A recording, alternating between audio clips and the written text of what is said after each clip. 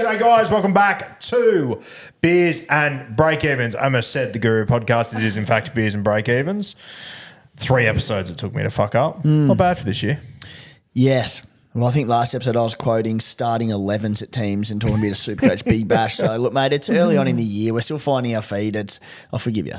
And I'll tell you what, if there isn't a better way to find your feet than sinking your fangs into the most exciting position in SuperCoach, front row forward. The big boys. The big boys, the pigs, the engine room. Yeah. If that doesn't get you excited, you don't get rugby league. I don't know what will. No. This is going to be a tough carry, so brace yourself. Kat, how are you? I'm good. I'm just enjoying the all the pig talk. Yeah. Pig guy? No hate. And we're back. All right. Now, we are obviously looking for sponsors for season 2025. Serious faces on. Thank you.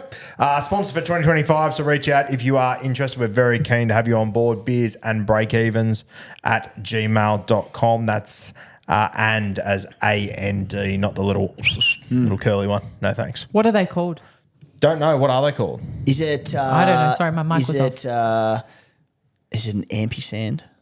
Oh. Is it? I don't even know what Can it you is. Google that? I'm going to Google it right now. What do you reckon it's called? I don't know. An ampersand. Fuck. If you've It got, is. Oh, my gosh. It is. I don't know if I'm impressed or disappointed. That's wild. I was nervous as well because I'm like, this. It could be a musical note or something. But I'm like, Well, yeah, my brain went to musical note when you said, but that's a treble clef or something. don't underestimate me, Roo. Man, I'm actually very impressed with Same. that. Thanks. That's very good. I And mean- you're a teacher. I mean, my background... I was a teacher and I wasn't a very good one. My background's also journalism. Like, I probably should know it. You probably should. yeah, but That's I true. studied communications too. But like, That's true. By the time I was in uni, I feel like everything was digital. You didn't have to know that. As a journo, you'll hate this. Whenever me and Kat are like uploading a podcast and it'll be like, I don't know, like NRL SuperCoach, colon, then whatever. I always say to her, we always say to each other instead of colon, we always forget which one's which. Dot. We call it dot. We know what each other are talking about. Yeah. Jeez. Probably wasn't for public consumption. If you're but- judging us, like, just Yeah, be fuck real off. with, like, you actually do it. Yeah. Jeez, it must be scenes in here when there's a semicolon Well, involved. mate, it's a half a dot and half a dot. Hate to break it all to over you, the Timmy, place. but we don't use those. Yeah. Oh, the old 1.5. We don't know how to use them and where to use them, so That's we a avoid sideways that. wink. Yes, very good. So yes, what sponsor wouldn't want to be a part of this? Yeah, I know. Reach out. Good gear. High-end operation. Grammarly. Beers and breakevens at gmail.com. Root Crew at the moment, you've got all of our best 17s that have been coming out for a couple of weeks. We got last week, we had my SuperCoach team as it stands right now for 2025 revealed in there. Some shocking reveals in there. So get stuck in. SC Playbook subscriptions are flying out the door. Flying, mate. Cruising. Bad day to be a door stuff. If there was a cap on it, we'd have passed it. So You'd be what can shut they out. get? What can they see? Mate, all the premium articles on site each and every week. We'll be doing through the preseason, probably 5 or so articles per week. When we get to the season, it'll be 6 or 7 articles per week. 3 or 4 of those will be sort of locked up to the subscribers only, the WhatsApp group. We have the late mail chat, the team news. Contributors will drop their final teams in there, our weekly trades, skippers, everything. Mate, tons. I'm also doing a bit of subscriber-only podcasting this season, Roo. Really? Yeah. Oh, I like that. I know, getting down and dirty. Now, for those playing at home too, I can actually see Timmy's feet from here, and if they're included in the package, get yourself around them. Delectable stuff. That's Delectable. Delectable, is that a word? Are you sure, Tim? oh, I'd love to back you here, mate. You But don't think it's a Delectable. word? It is now. Can you I don't Google think that, make sure? the only good thing about What am I this, mistaking it for? nothing. Nah, Delectable. delectable. Yeah, What did I say? well, apparently you're a Kiwi. You're like delectable. Maybe a potential sponsor reach out, Grammarly. I was just saying. Could be Grammarly perfect. reach out. That We would be need great. you. Yeah. Yeah. See our vocabulary just go through the roof. It'll be a great example. Anyway, I'll Anyway. go fuck myself. Go and join SC Playbook. Come join the Root Crew. It's all good. You got anything happening? What's doing with you? Me? Yeah. No, I'm just taking it all in. Taking this it all has in. been a bit of a roller coaster already. This has been a wet and wild start. Yeah, only 4.5 minutes in, and it's been. I feel that we've exposed ourselves. We have. We definitely have. Okay, front row forwards. This is going to be a tough carry. So brace yourself. Let's start at the top. I've got AFB at the top of my list. 706K, 72 average last year, changing clubs, on his way to the Shire, heading to Northies. I think he's potentially capped out. I'm not going to start with him this year. I had him last year. I really liked him. What are your thoughts? Northies has brought down both better and worse men than Adam Fanua-Blake, so nobody's safe. Nobody. Yeah. As a man who has spent plenty of time there in the Shire, I know. As a worse man or a better man than AFB? Me? Keep in mind, AFB's from Mass Compton. He's a good man. Well, he's a far better man than I am. No, exactly right. Achieved heaps more, probably got more mates. Yeah. It's not hard. Hasn't played for the Cooma Stallions. That works I against don't him. think he'd make the cut. No. Did play for the mascot under sixes coached by my father-in-law. Probably why he is where he is. Shout out, James. Good on you. Adam Fanua-Blake. I mean, the first question you got to look at is what do minutes look like? Moving over to the Sharks, who traditionally run with a 4-forward bench under Craig Fitzgibbon. That is not good news because having 60 minutes per game last season, we know he can go more than that easily. He's a freak, but they probably won't need him to, I don't think. Even like Fanua-Blake could get a lot of extra minutes at times last year if there were injuries at the Warriors, and we know there often was, particularly like Wade Egan would lose, go off injured often at time and time again, and lots of players would, and they'd go, AFB, more minutes, sweet. At the Sharks, 4-forward bench, there's a lot of players who can pick up that slack if need be. Correct me if I'm wrong, but I feel like Fitzgibbon historically hasn't gone with big minute forwards. Like he hasn't felt the need to play them 60, 65 minutes. He's always been happy. And that's the beauty of the 4-forward rotation that he hasn't had to. Maybe Fanua-Blake is an exception and he hasn't had the cattle to do it. But the first and foremost, do the minutes regress? To play devil's advocate, he hasn't had a forward like AFB. Yeah. But I agree with you. I think the minutes will regress. They're not going to increase. Is the thing. So, again, we're looking for value. I don't see how they increase. Yeah, I don't see how they increase. I think as well, mate, like the Warriors, like you were literally looking at AFB as a try scorer every week. He was part of their setup in attack. I don't think he'll be as crucial to their attack as the Sharkies. Like that is, like you got edge back rowers there. You got great outside backs, two really good halves, Nico, a Dally M winner. Like I just don't think he'll be as crucial to their attack. So, mate, honestly, I'm not even looking at him. Not at all. Nah, not at all. We did eat our words, or I know I certainly did, with after his big 2023 season, we said he cannot possibly score this many tries again. I think it did regress. I think he finished with 8 last year. I'm not willing to say again that he cannot possibly score that many tries again because he definitely can. But there's still 8 tries there. He had 4 tons, 4 scores of sub 50. He'll be a trade in at some point, but I just think he's priced at his peak. Yeah, I think at some point we'll be looking at him for sure. Yep. So AFB, no, thank you. Payne Haas, decent front rower. You might have heard of him. He's been the guy for a long time. I still think he is the guy. And you know what? I think Michael Maguire gets the best out of this guy. We saw in Origin last year. I thought last year was his best Origin series by a distance. Minutes-wise, I just have my concerns. If I'm going to spend $670K on a front row forward, I want to know exactly what his role is going to be. We think we do, but we don't know for sure. With Pat Carrigan moving to the front row, it could change things a little bit. Payne Haas, similar to AFB, I think there's going to be better options to come. Yeah, he has my interest. I don't think I'll be paying up for him because I like some cheaper guys who I think can rise in value. But the thing is, they're pretty light on for middles. Like, looks like Carrigan will play front row. We'll probably get Kobe Hetherington at lock. You've then got coming off the bench like Jensen, Willison. Like Jensen can play bigger minutes, but they don't really need him to. There might be it'll then be between like Fletcher Baker or maybe like a Ben Takura, who they're not going to play big minutes. Yes. There'll be Billy Walters who will play 9, coming off the bench at 9. So there's still going to be minutes there. He's had between 59 and 62 minutes the last 4 seasons. Last year, a low score of 52 outside of an injury-affected game. 49 in base, which was down from 54 the year prior. 2023, he had a low score of 55, which is bonkers. He had 2 under 60 in that whole year. Mate, my watch here is going to be a tweet from NRL Physio. He's really good with some SuperCoach stuff. He had a good one around Nico Hines a week or 2 ago, around pre and post injury, his calf injury and what that sort of looked like with his SuperCoach scoring.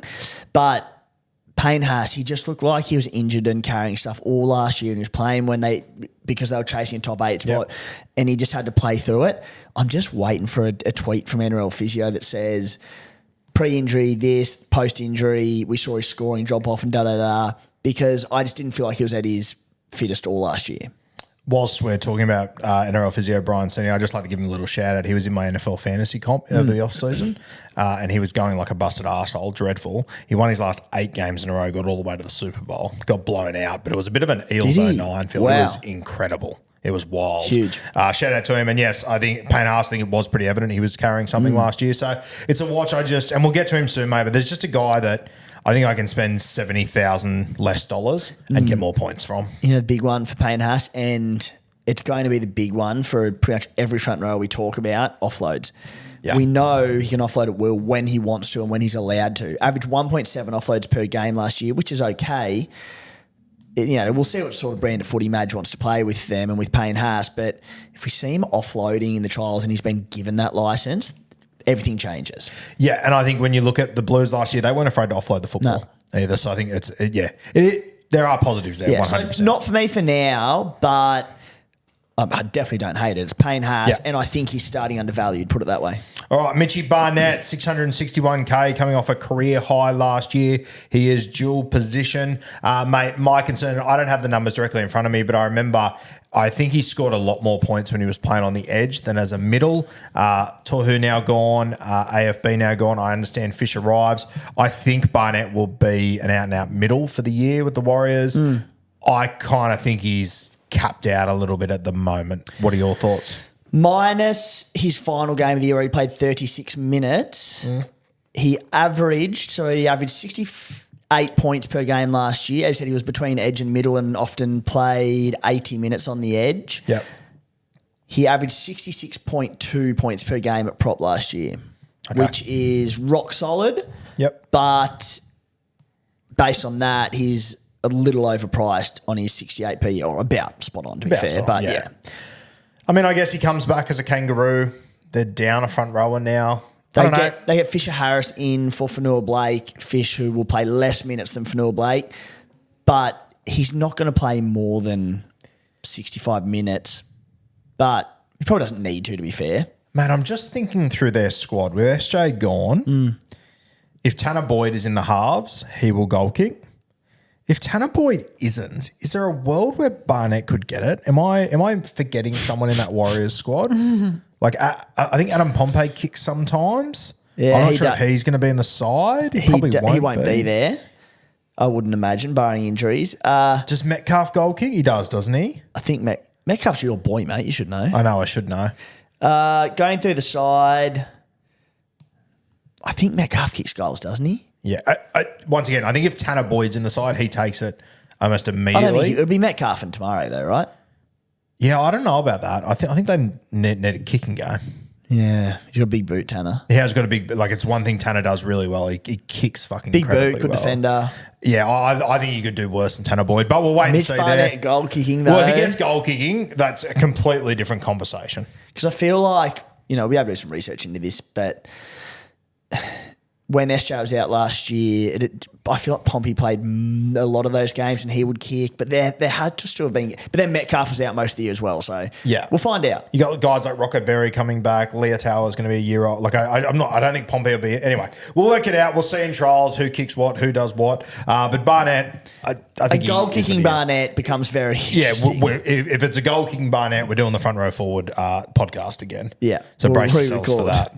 And Barnett, don't take the tea, please. Joe Tarpanay, your boy down in Canberra, 655K. He'll be over there in Vegas with us. For me, mate, Tarpanay, I don't see any reason why I'd regress. I don't know if I see any reason why there'd be a huge uptick, though. I think you're going to get what you're going to pay for with Tarpanay. If you're happy with that, good as gold. What's your read on him? Price to what he should be, basically. Can you make some more noise over there, please? My mic was off, so I don't think anyone actually heard that. It's really rough conditions out here today. I just want everyone to know that I'm not dealing well with these. Take us away. Joe Tarpanay. Trying to work out where I was at after that chaos. After Cat really interrupted us, yeah. 2024, first 5 games, he averaged 55.6 points per game in 55 minutes per game. He also averaged 54 minutes for the year. So that was that was aligned. 2023, he averaged 62.4 per game in 49.6 minutes per game. That was for the first 5 rounds. He then went on to play 54 minutes per game. So he started slower in terms of minutes last year. As you said, a bloke that I will want to own at some point, and he is a bloke with attacking upside for a front rower that there could be some increase, but I think he's pretty well priced at what he will be and what he'll score.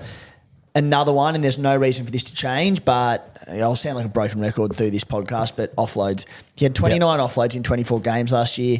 If something changes and Ricky says, mate, free the arm, I would be super tempted by him, because for an average of a tick over 1 offload per game, you're getting about, 4.1, 4.2 points per game in offloads. That's if they're effective offloads.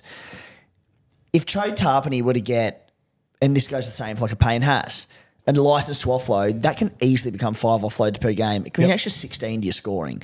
But I haven't seen anything because there's many trials, but there's nothing to say that'll change. So for now, no on Joe Tarpany. Yeah, for sure. I completely agree. And it's funny with Tarpany, like sometimes you can just see Ricky's gone, yep, let's do it. And they play mad footy. I don't know why they don't do it more often, but yeah, I think it's a big wait and see on him as far as offloads and everything.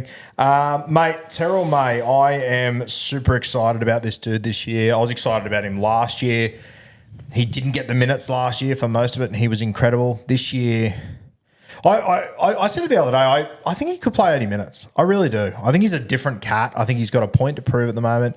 That's Tigers middles, there is just not much doing. Define could v will. Like, we know he can go 80. Are you saying that you think he could?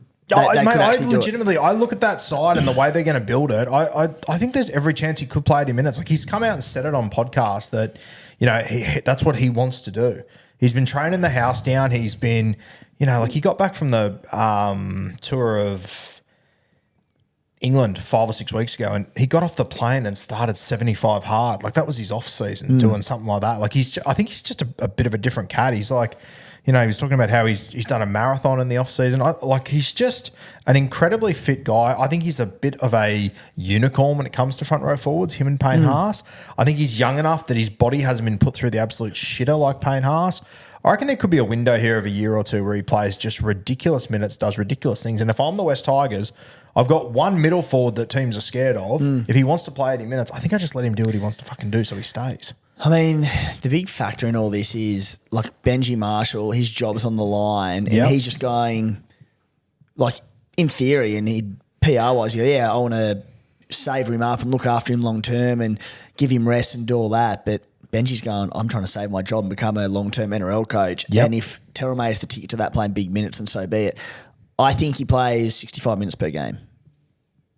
I think that'll be minimum, personally. And mate, I think once again, similar, I can't remember who was speaking about when it came to hookers, but like, I think he's one of those guys, as soon as there's a HIA injury, anything, Benji's going to go, mate, just fucking go nuts for me. I need it. Jack Bird could be starting lock, so he's good for about 11 minutes per game before he pops his shoulder out. David Clement doesn't play big minutes. Like, I just like, even Twal, like, he's solid, but not big I don't want minutes. to be playing for 12 for more than 50 minutes. I don't want to play Clement for more than 40. Nah.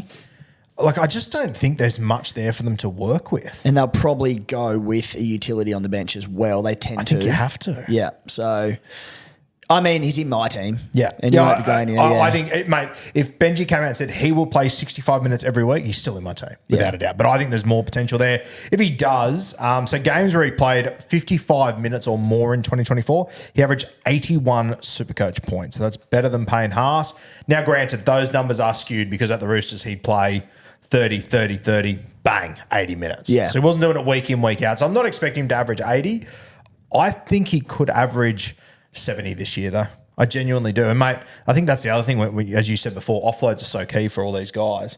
If I'm Benji, I'm going, fuck, I need to find points somehow.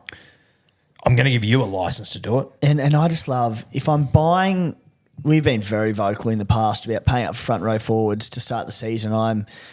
Can't believe it, but I'm looking like starting with 2 actual decent ones there. I want attacking upside because that's what can separate the front rowers. And Terrell May, he's got in spades, doesn't he? Yeah. He can ton, whereas not many can. Yeah. And when I say ton, you know, if he's playing 65, 70 minutes, he can 130, not go 101 and have a big base. Like, he can score tries, he can set them up. Yeah.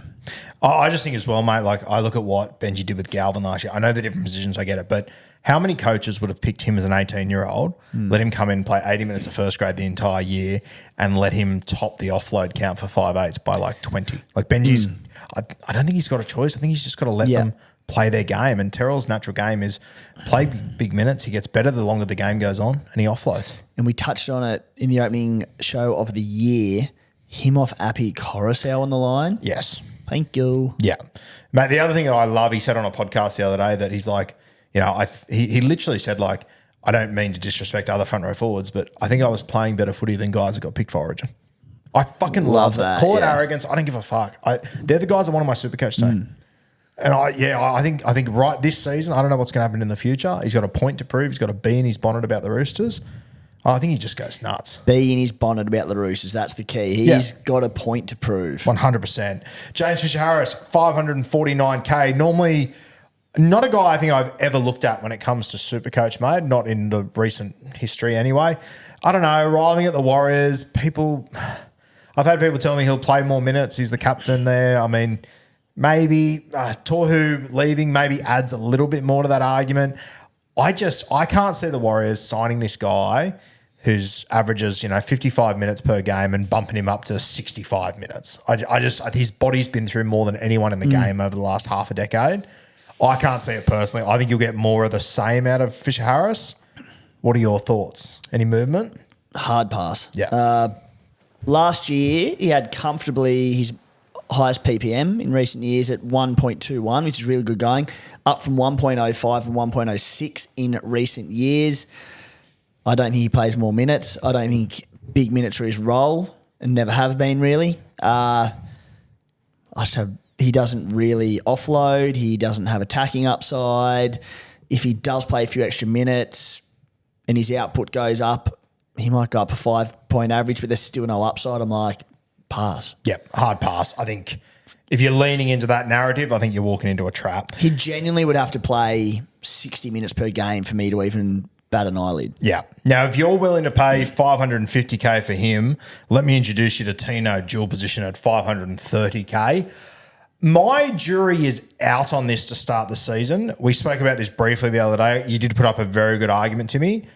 Tino's not in my team right now. I'm going against him as it stands. I'll throw it over to you, mate. Take us away. You're at 1,000,000 to 1 to not have Tino in your team round one. Okay. I'll put a little Chris McKenna on that. I'm just trying to find my stats. Break your legs if I don't get my 10 million, kid. I'm just trying to find my numbers from the first show on Tino Malawi, but he's a bloke who I think he averaged 79 in that 2 seasons ago. He started last year before the injury at $790,000. He has upside. He offloads. He's not going straight off the backs. He's coming back from an ACL injury, but he plays big minutes for the Titans. He averages 78 in 2023. That was 1.25 points per minute in 62 minutes per game. He's got it. What is it? 260K discount. Dual position. The buy in round one is the only thing, but it's also front row. It's not like it's an 800K halfback or fullback that I'm. Can we get a conversation out of the way quickly? Round one buy, I got to tell you, I don't really give a fuck. If it was round 4, would you not buy Tino because of that? Like it's one round of footy, right? I think it can work in your favour because people will avoid certain players based on the round one buy. 100%. And then you go, all right, cool, from round 2. SuperCoach scoring is traditionally very low anyway early on for players because attacks are clunky, defences are solid, everyone's generally speaking injury-free. There's just always less points and it's a big consideration. So, particularly you're an attacking player, but people avoid round 1, you go, sweet, I'll wait till round 2 and you're laughing. Round 1 is the round where the scores are always the lowest every single year. Mate, I think having a buy there is almost an advantage because you get them for the other 26 games. Like, I don't know. I think it's overrated. Mate, I'll tell you the one thing. Last time we spoke about Tino was before the Regan Campbell-Gillard injury. I'm not sure where he's at.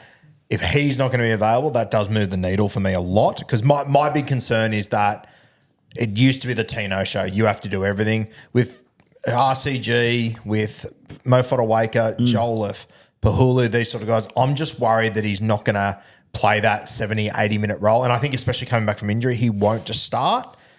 And I don't think it'll be a bad move by any means, but I just think you don't need him from the very beginning, potentially.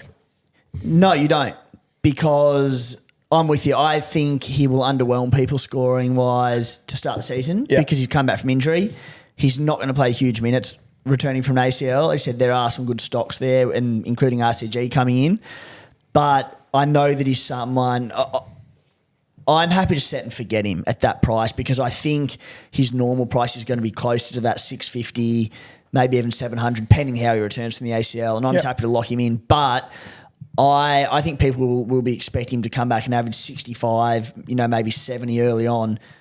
He could come back and average 50 for the first 5 weeks. I'm like, it's front row, he's done a job, but I know he's going to improve and I've saved a trade. But it'll be a slower burn than people expect. Yeah, I think we're going to get to the end of the season. He's going to have an average of about 65, and I think the first half of the season could be 55 and the back half could be 75. Yes, and the kicker will be, just for owners, because the work rate will be down, the minutes will be down a little bit early. If you can just jag a little attack here or there or the odd try, that'll be the booster. Yeah, for sure, which he's well known for too. So, I don't have him in my team at the moment. If he looks good in trials and they're a little bit short in one of those front rowers, I'll fall on my sword. But at the moment, I'm dying on that hill. This is the other hill I'm dying on. Stefano, 529k. I'm sorry, walking into Melbourne, I don't think it's going to make this guy a star overnight. I don't know. I haven't seen it from a SuperCoach point of view to make me spend 530k on just hoping that Melbourne turn him around. I think over time they will, and he'll be in the conversation eventually. But round one, not for me. What are your thoughts? Came from a club lacking middles and averaged 50 minutes per game. He averaged 54 points in that time with 41 in base per game. He had only 22 offloads in 24 games. Looking back on that now, the Tigers have struggled for points. I don't know why he didn't have a bit more of a licence. Anyway, I don't think it's a licence he's going to get at Melbourne with Craig Bellamy, who traditionally is like, tuck the arm, we're all about completions. So especially for new guys coming in. For new guys, earn your stripes. So no interest at all. Because of how good he could be and the potential of him, there's no reason why that by round 3 he can't be playing extra minutes and doing good things and we go, all right, buy him. But I have to see a lot before I buy it. Yeah, I want to see it first. Lindsay Smith, obviously a bit of movement at the Penny Panthers. There is a starting front row spot up for grabs there. Lindsay Smith has gone from a guy that was sitting on the bench to a Kangaroos front row forward. By the way, we spent some time with him over the holiday break up at the Jack. One of the great fellas of all time. You're a legend, isn't he? Mate, he was so much of a nice guy. I sort of went, fuck, what's happened to front rowers in this country? You guys are meant to be assholes. He was one of the most genuine, nice blokes I've ever met in my life. The game we used to love and the mongrel of, and then we met Lindsay Smith and we're like, what's happened to the fabric of our game? Something. Yeah. Stop smiling all the time. Be more rugby league. Yeah. We played some boozy backyard cricket at the Jack with him, and he was great, man. He won the event. He did. He was right up there, the best. By the way, you were a main figure in that game of cricket, just quietly. I was. Very vocal. Had a bit to say. Yeah, you sat in the field and I loved it. Mate, it might have been a 1:30 a.m. game in the Hunter Valley of cricket, but... Sorry, first ball was at 1:30 a.m. Yeah. Yeah. I was there to win it. I don't fucking hope you were. I wasn't winning the goals. You didn't get far behind. Back that. But yeah, great fella. 524k. Surely he gets a big... boost in minutes. And I personally think, mate, with his age and what he's been through, compared to Fish, it wouldn't surprise me if he ends up playing 55, 60 minutes, probably more than what Fish did. Leota's obviously put his body through a lot. I can see Lindsay Smith having a very, very good SuperCoach season. I don't have him. If he was 424k, I'd have him in a heartbeat. He's probably just a little bit too high price-wise for me. What are your thoughts? Yeah, I'm not really seeing it. I like him as a footballer and I like his motor and all that sort of stuff, and there's probably going to be an uptick in minutes. But that being said, like Fisher Harris didn't play massive minutes. He'll probably start, but like Lindsay Smith averaged 51 minutes per game last year. Like that's a fair bit. Yeah. So I don't think there's going to be a massive jump. We look at the departure of Fisher Harris, but all that's going to do is, in my eyes, probably see Isaiah Papali'i start on the edge. Scott Sorensen go back to that middle rotation off the bench. Scotty Sorensen's probably going to play 50 minutes.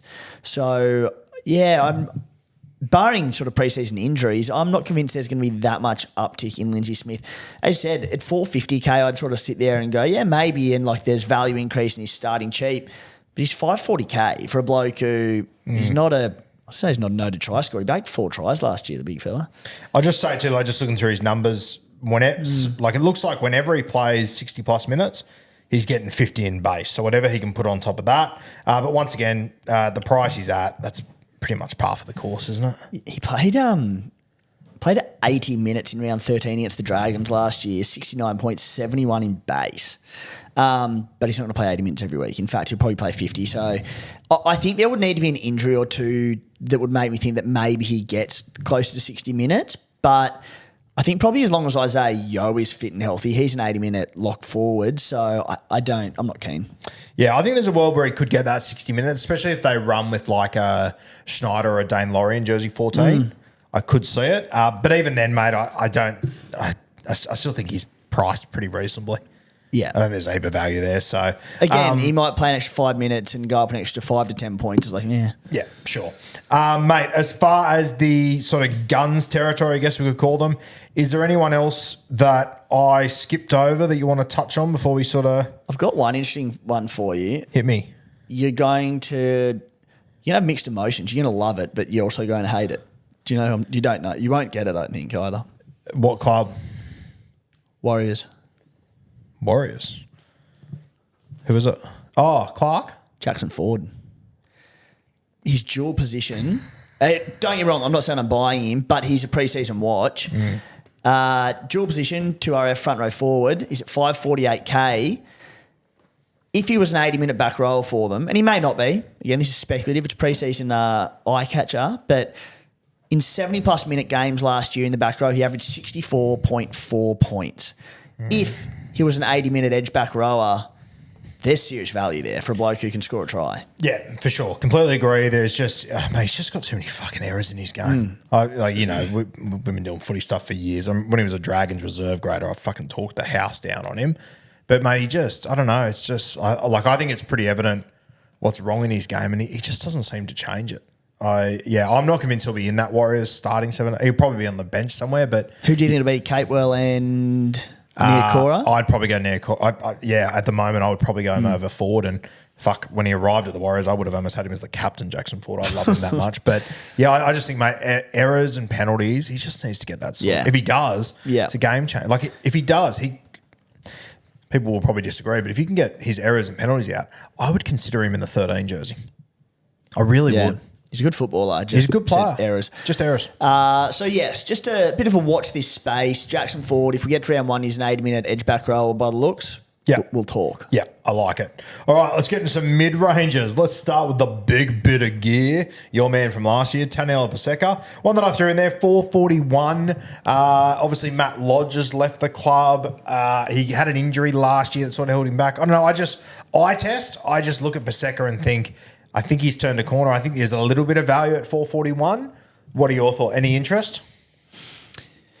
I haven't broken down the numbers on him just yet, I'll be honest. And neither have I. It's just eye test. I feel like in the last 2 years, he goes on these 8-week stints where I go, fuck, Paseka's realised how good he is, and then an injury happens. I know I bought him last year at $300K for the end of the season, and he came out that next week and scored a try and knocked off about 8 blokes in the process. Scored a try and it was against 28. The Raiders. 72, thank you. And I was up and about then, but he's not $302K now, is the difference. So eye test, yes.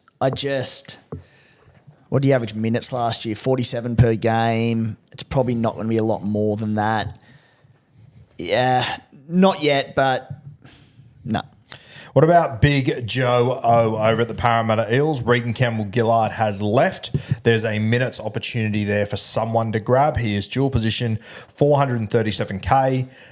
Joe O for me over the years, mate, I reckon I've picked him up off the waiver wire 19 times in the last 6 years, thinking this is the week where Joe O base stats the hell out of it. He's normally got 1 or 2 weeks where he absolutely flies, and then he just falls off. Mate, new coach there, a front rower himself. there's a spot there to be grabbed. I'm not going to do it myself, but it wouldn't surprise me if we get to week 4 and we go, "Ooh, Joe's gone 4 60-point scores in a row." Yeah, I'm just not convinced he's that good, and they've got a lot of forward options because in my predicted teams, I've got Cartwright and Kelma Tuolangi on the edges, which means Sean Lane and Ryan Madison play through the middle. Yep. Hopgood will play big minutes at 13. I just don't think the minutes will be there. There's SuperCoach ability to him. Like even to end last season, he started in the 13, 90 points in 67 minutes with 59 in base, 53 and 56 minutes with 51 in base, 56 and 55 minutes with 48 in base. But as you said, like we see these glimpses over the years with Joe O, and it's always in a very small window. Yes. And I just, no. All right. Daniel Saifidi moving clubs, former Origin front rower, heading up to the Dolphins. The only thing I would say here, Timmy, that kind of interests me is I think he got very comfortable at Newcastle. I think going to a new club will be really good for him. 429K. I'd have to see it in the trials. He'd have to really impress me with the eye test. I think he's worth a conversation, though. And I know a few people are interested in him. Priced on a 44-point average in 43 minutes. It was his lowest minutes in a long time. Seasons prior, 47 minutes, 52, 54. In 22 and 23, he averaged 46 points per game. Go back to 2020 and 2021, he averaged 63 and 59. So there's a SuperCoach player there. How much do his minutes jump? He could jump to like 50-odd. What's he priced at? 429. Pretty cheap. But yes, huge eye test. I need to see it. Yeah. What about Spencer Leniu? 393K. A lot of starting front rowers missing now. Terrell May gone, Jared gone. There's opportunity there for someone to jump in there. Personally, I would be keeping Spencer Leniu as a bench front row forward. I like him in that role. Obviously, Las Vegas turned out to be a shitstorm last year, but it was 48 hours before all that happened. I was at Allegiant Stadium and Robbo gave an interview saying, my plan is for Spencer Leniu to become the starting front row forward. I want him to have more minutes. It all got lost in the noise, obviously. But that was the plan 12 months ago. They've now let Terrell May go. They've now had Jared retire. There's an opportunity there. As I said, I would keep him as a bench guy, but maybe Robbo sees him as a 55, 60-minute guy. I guess we're not going to know that till we get there, which is tough. And a bloke who's only ever been a bench, like X Factor, to come on and turn games as he does so frequently. He went from 33 minutes at the Panthers to 40 minutes last year. 40 minutes, 41 minutes for a 40-point per game average. So when he's played bigger minutes last 2 years, and by bigger I mean 41 and 32 minutes last 2 years, he's been a 1 point per minute player.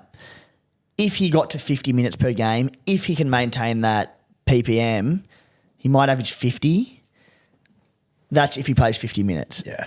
I'm just not convinced. I see the argument, but I just don't think he's a big minute player. Yeah, I agree with you. Yeah. But look, we'll see what sort of bench they go. If they go with the utility and his name to start, he's one I'm very happy to watch. And if he comes out and plays 50 minutes and he scores well, I'll buy him in round 3. But I see it as a trap to start. If something happens that they start with like a Moriarty on the bench and a 14, it's a 3-forward bench, and it's like Wong and Egan Butcher or something, or Blake Steep as the senior guy there, it could be appealing. Mate, even then, I think I'd be very hesitant. Yeah. Who'd you go with, out of curiosity, on your little Roosters bench? We know you bleed Roo. Yeah. Bleed red, white and Roo. I would be going with Leniu, Wong. Then I would probably have Blake Steep. And I would go with VAR, the young guy, big fella. Yeah. I also think there's a world where Toya doesn't get picked in the centres and they maybe bring him off the bench because I think he'd be okay there. But that'd be the 4-forward bench I'd probably go with. Yeah, I had no Toya. I had Nwangani Tawasi and Billy Smith. My bench, and there was a bit of a guessing game here, to be honest, because we don't know, but I had White, Egan Butcher, who's set to be good for round 1. So if you've got White, who's your starting front row? Leniu and Collins. Oh, you got Leniu starting. Okay, right. Yeah. Yeah, I had them swapped. Yeah. Yeah. White, Egan Butcher, he's set to be good for round 1 on return from injury. They may ease him back through cup, but we'll see. Blake Steep and Cyril Wong. But then the other one was your boy Va'a. Yeah. He's the wild card. Yeah, I don't know what's going on with Egan at the moment. Anyway. It sort of feels like he's fallen out a little bit, but we'll see. They re-signed him, didn't they, last year? Yeah, I don't know. 2 years ago, I thought he looked like one of the fucking favourite sons there. I don't know. I'm just getting anyway. We'll see what happens. Aaron Clark, mate.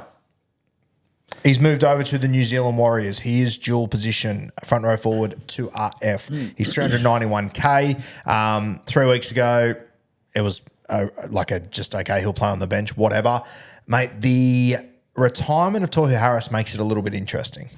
If I was coaching this side, I would actually like to keep Dylan Walker as a 14 coming off the bench personally. I'd want someone to start in the 13. I don't know who to be, but Aaron Clark would be up there for me. I know I've had him in draft a few times. There's been a few times I've been very high on him. He's got a bit of Joe-O to him. He has these games of incredible base, and then he has these other games where you get to halftime, he's on 14. You go, where the fuck has this guy been? I think people might be getting a little bit overexcited by Aaron Clark. I think that even if he starts there, I'm not totally convinced he holds on to that spot. There's a lot of young guys there they could chuck into that spot. There's Jackson Ford they could chuck in there. Dylan Walker. I think he's potentially getting a little bit overhyped, Aaron Clark. What are your thoughts on him? It's still a 40-point average he's going to have to hit. I know. I think Dylan Walker's going to play big minutes at lock, whether he starts or comes off the bench. Don't think it matters. Yeah. Nah. So there's opportunity there if he became a big minute lock. I just don't know if he'll get it. Yeah. But look, if he comes in and he starts at lock and he plays 60 minutes, genuine buy, 390K, dual 2RF front row forward. But I just think it makes sense for Dylan Walker to transition into that role. But, he's pretty like Aaron Clark to Tohu Harris in some ways. Big body, ball playing lock. We'll see. Yeah, wait and see there. Reconsider if he's named to start round one. Yeah. Mate, another guy I want to talk about at the South Sydney Rabbitohs who, mate, he looks unreal in all their pictures. We actually just looked at a photo of him about 15 minutes ago and we're very impressed. Big Davey Mawali. This is what feels like the 19th season in a row where I'm keen on Davey Mawali in the preseason. And you know what? I actually don't think it's Mawali's fault. I don't think he hasn't reached his potential. Yeah. Souths just don't seem to fucking want to use him for big minutes. I look at the start of this season. I don't know where Keon wants to play this year. I've got no idea. But Cam Murray's going to miss the start. I think Totola's coming back from injury. There's a few things there going on. Ewan Aitken's injured, which means injured. I think Keon probably starts on the edge. Yes. Is Jai Arrow fit for round one? I'm not sure if he is. Is Jai Arrow ever fit? That's really cruel. He's a really nice guy. He's a Queenslander though. Fantastic footballer. He's just always carrying an injury. And he fights through it. He's a tough prick. He's too tough for his own good. Does have an injury. So look, Mawali, if he gets named to start for round one, I could have a conversation, but I think there are other guys I'm more interested in. I think the one thing that'll work in his favour, if named to start, is there's probably... Well, I was going to say there's probably going to be a utility like Humphreys on the bench, but they could also go with Havili as the 14 and have a genuine 4-forward bench. So... Yeah. Big team watch. 40 points per game, averaging 37 minutes per game last year. 37 minutes per game is not too bad. The problem is there could be when you get Cam... When's Cam Murray due back? I think round 4 or 5, I believe. Awkward. So him coming back, Ewan Aitken, I think, is relatively similar, which could push Kalama Tungi back into a middle role. He could have a good couple of opening rounds, but then go back to lesser minutes pretty quickly. In 9 games of 40 minutes plus last year, this is discounting a game with an 81, which had a try, and a 55-minute game. So I'm trying to get more of what the average will be. He averaged 44.5 in 9 games of 40-plus minutes. So tick over a point per minute, and then, you throw in the game with the try, and that'll bump it up a little bit more.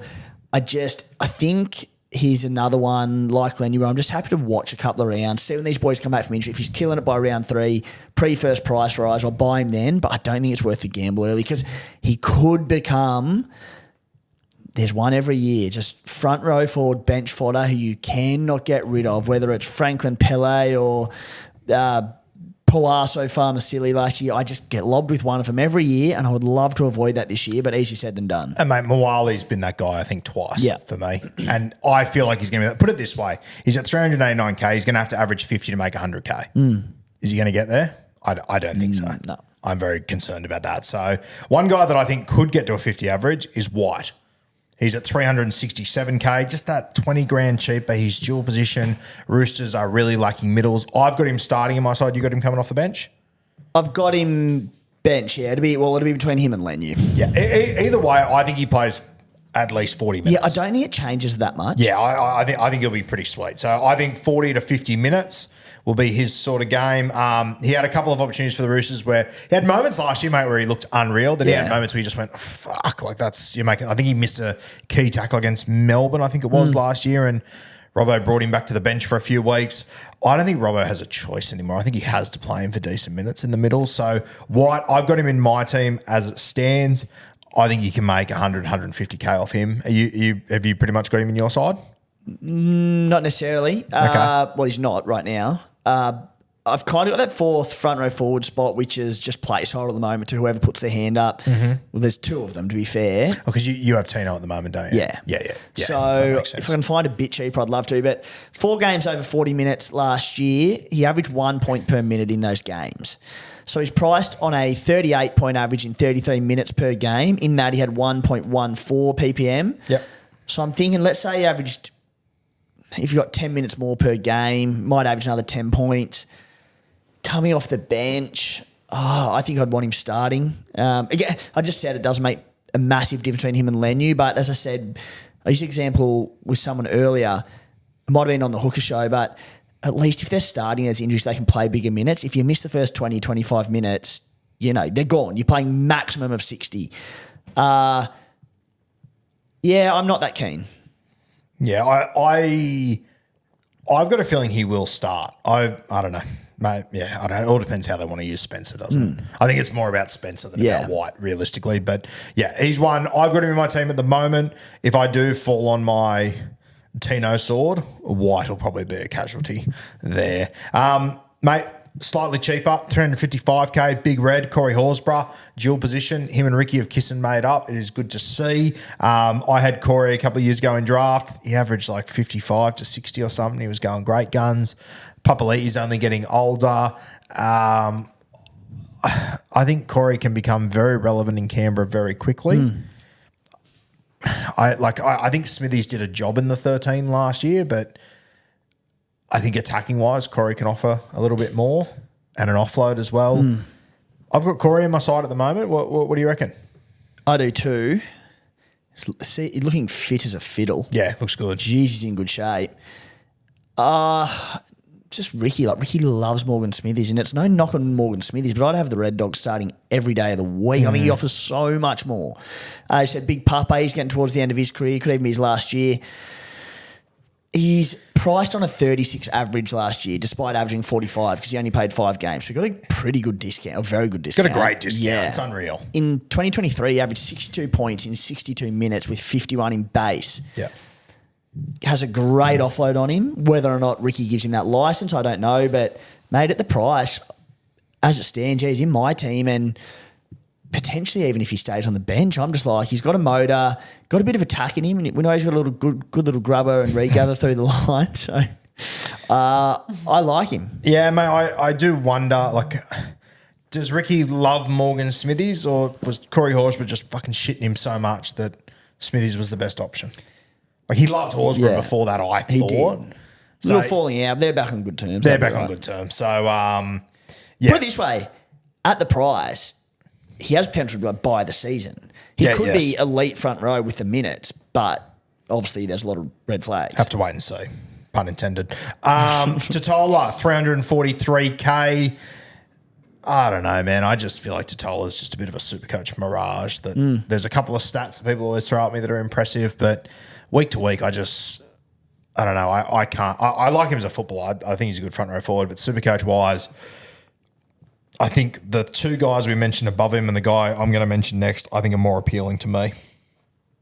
Pass. Yeah. Pass. Yep. Don't like him. Let's talk about Ivan Drago making his return. Big Cohen Hess up at the North Queensland Cowboys. 2RF, front row forward, 327K. I have nothing to go off here whatsoever. I think he'll play some minutes. I don't know what they'll look like. He's a trial Could be in watch. Q Cup, could be in NRL. I think he'll be in the NRL side. But there'll be some minutes. I don't know. This is a try. If he looks okay to me in trials, I'm happy to start with him. He's a guy that could, I think if he looks good enough in trials, it could be a world where he ends up on an edge and they play Bateman at 13 or like anything could really happen here with Hess. He's capable of doing anything. Mate, we spoke about, we've had this argument with Kempy for like 2 years that they need something bigger off the bench. Hess could be that guy. If he's back to his best, whether we're going to say that or not, I don't know. At 327K, I don't think he's in my team as it stands right now, but he's a guy I'd definitely consider if he looks good in trials. I think he'll play, depending obviously how he comes back from this injury. I believe it's ACL, yeah?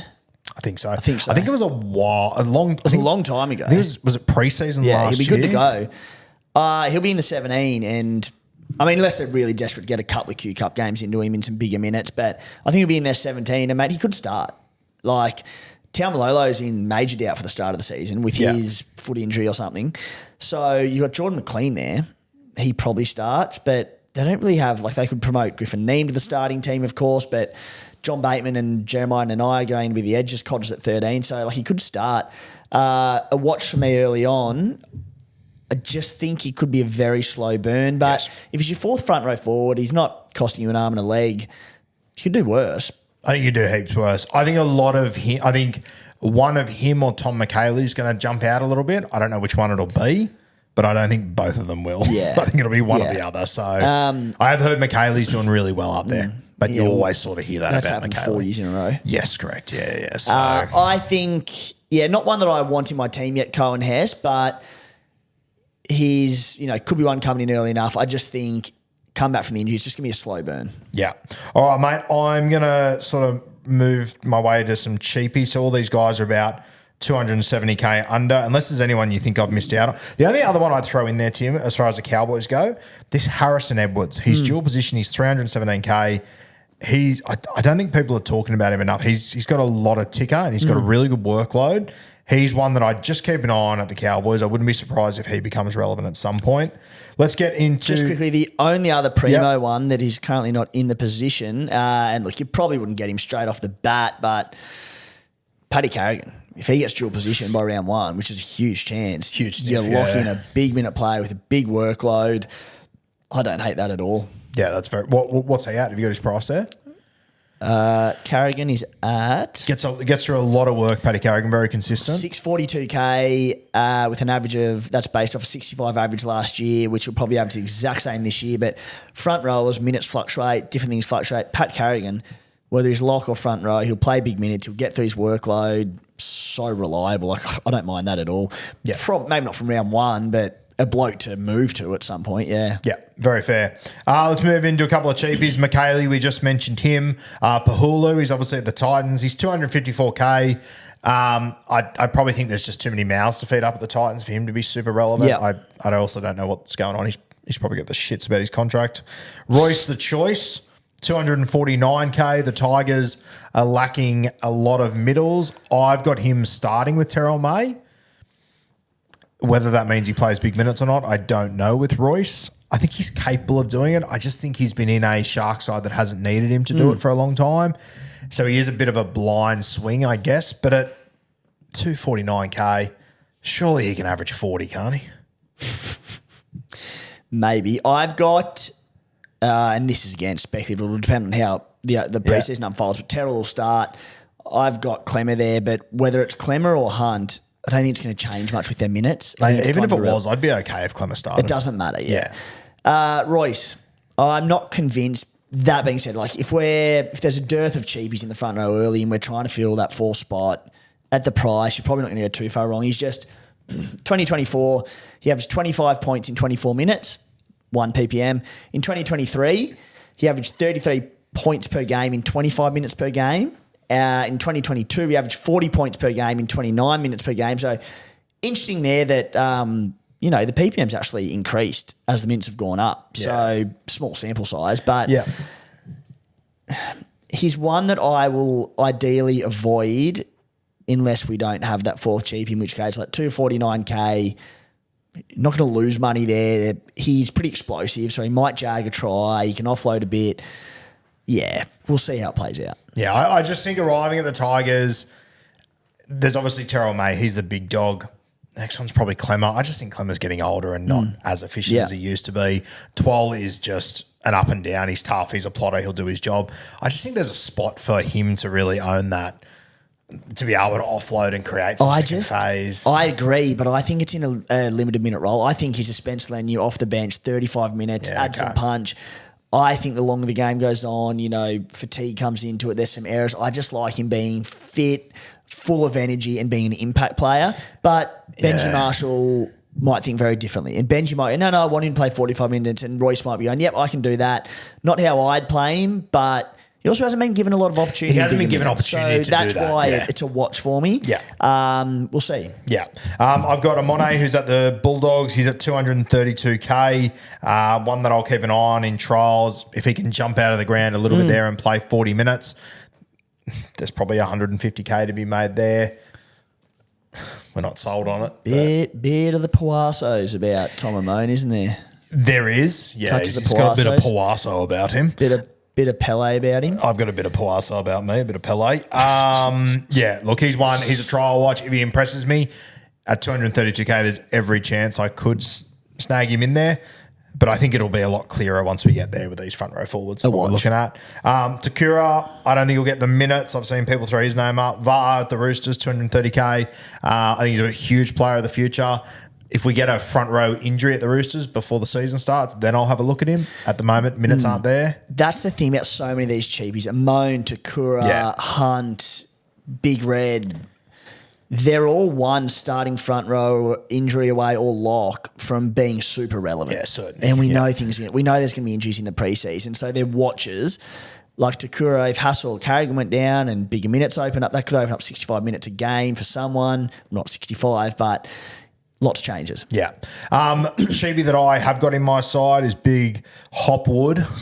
Kind of sounds like Hobgood, which I love. Up there at the Newcastle Knights. Mate, they are super excited about this kid up there. They're sort of starting to get chats around like the next sort of chief kind of guy. They think he can be a real leader up there. Obviously, Leo Thompson's left. They've let Dan Saifidi go. I think part of Newcastle's thinking would be, okay, we've got this kid coming through that we're confident in the next year or so he'll be able to hold his own. I look at their side right now. Like, even last year I looked at their side and I thought, geez, they've got names that are middles, but the punch through the middle sometimes worries me.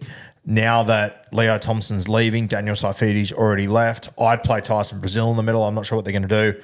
I think there's every chance Hopwood makes his debut in round one coming off the bench. If he does, he's 40K cheaper than those other guys we mentioned. I'm happy to wait 7 weeks for him to score a try and maybe just jag himself to 300. But I also think, mate, he's a kid who's looking for an opportunity to prove himself. If he comes out and averages 35, 40, he could be gold there. So at the moment, if Hopwood's named, I probably will take a little flyer on him. I do think he's a player of the future. I feel like I'm a part of some like elaborate prank between SuperCoach and yourself that this freaking Hopwood has conveniently popped up in the front row as a cheapie. And it's like some CBA that I've never heard of conveniently called Hopwood. It's like when Brandon Smith burst onto the scene and they're like, and this is sand on Smith. You're like, what the fuck is going on? I'm just like, this. It's just too convenient. I'm in the middle of a prank here. You know, the best thing is he will be one of my top 5 CBAs for this year. He has to be. I can't. With all due respect to him, I don't want him to have a great career because every time you say his name, I just laugh.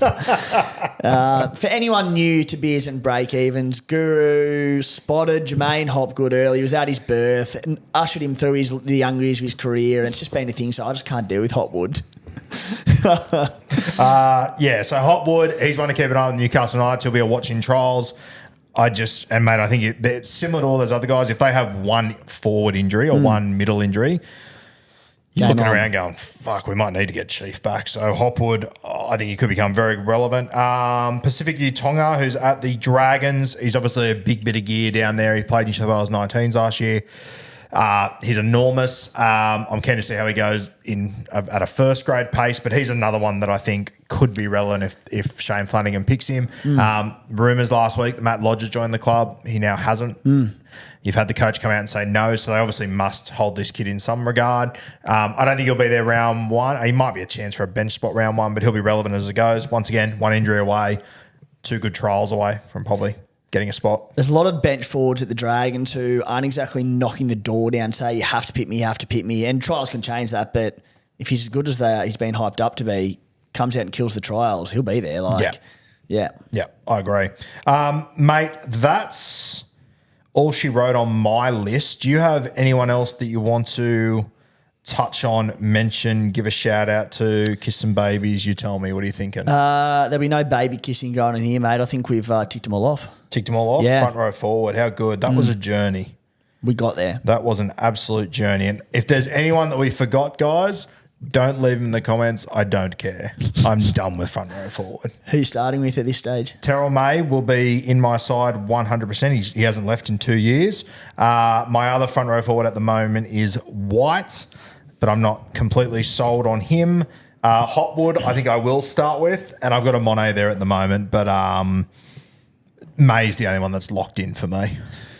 Yeah, I reckon I'm Terrell, Tino, which makes me crook spending that much up at the front row, but I just really like them both. The Big Red, Corey Horsburgh, and then... I got Corey in the second row, Yeah, I think as a placeholder, just for shits and gigs, I'm going to put Hotwood in there. Mate, it's not a shits and gigs play, I'm telling you. He's the goods, trust me. He's not even real.